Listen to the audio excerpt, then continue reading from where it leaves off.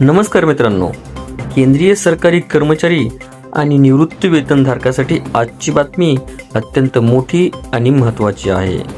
8व्या वेतन आयोगाबाबत एक मोठी अपडेट समोर आला आहे आणि जर तुम्ही पगारवाढीची वाट पाहत असाल तर हा व्हिडिओ शेवटपर्यंत नक्की पहा.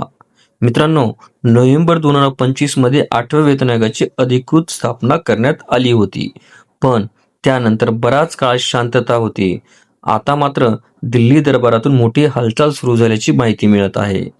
सर्वात मोठी बातमी म्हणजे दिल्लीतील जनपद परिसरातील चंद्रलोक बिल्डिंगमध्ये 8व्या वेतन आयोगाला अधिकृत कार्यालय मंजूर करण्यात आले आहे.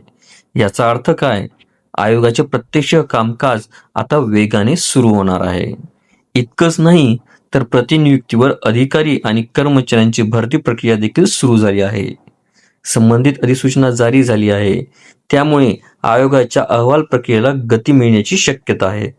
आता महत्त्वाचा मुद्दा म्हणजे नियमानुसार आयोगाला 18 महिन्यामध्ये आपला अंतिम अहवाल सादर करायचा आहे. म्हणजेच 2027च्या मध्यापर्यंत शिफारसी सरकारकडे जाण्याची शक्यता आहे. पण इथेच कर्मचाऱ्यांची नाराजी तर वाढत आहे. केंद्रीय अर्थसंकल्प 2026 मध्ये 8व्या वेतन आयोगाबाबत कोणताही ठोस घोषणा झाली नाही.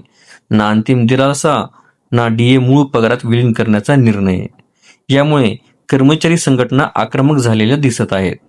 Confederation of central government employees and workers म्हणजेच CCGEW यांनी 12 फेब्रुवारी 2026 रोजी देशव्यापी एक दिवसीय संपाची घोषणा केली आहे. त्यांच्या प्रमुख मागण्या काय? तर तात्काळ अंतरिम दिलासा, महागाई भत्ता मूळ पगारामध्ये विलीन करणे आणि आयोगाच्या अटींमध्ये बदल करणे. याशिवाय 25 फेब्रुवारी 2026 रोजी JCM नॅशनल कौन्सिलची महत्त्वाची बैठकही होणार आहे.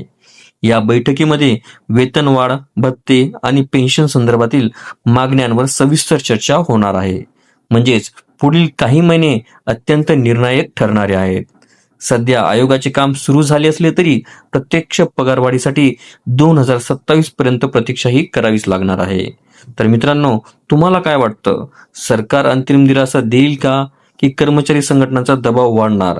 तुमचं मत हे कमेंट्समध्ये नक्की लिहा आणि व्हिडिओ आवडला असेल तर लाईक करा, शेअर करा आणि अशाच सरकारी अपडेटसाठी चॅनलला सबस्क्राईब करायला विसरू नका. धन्यवाद.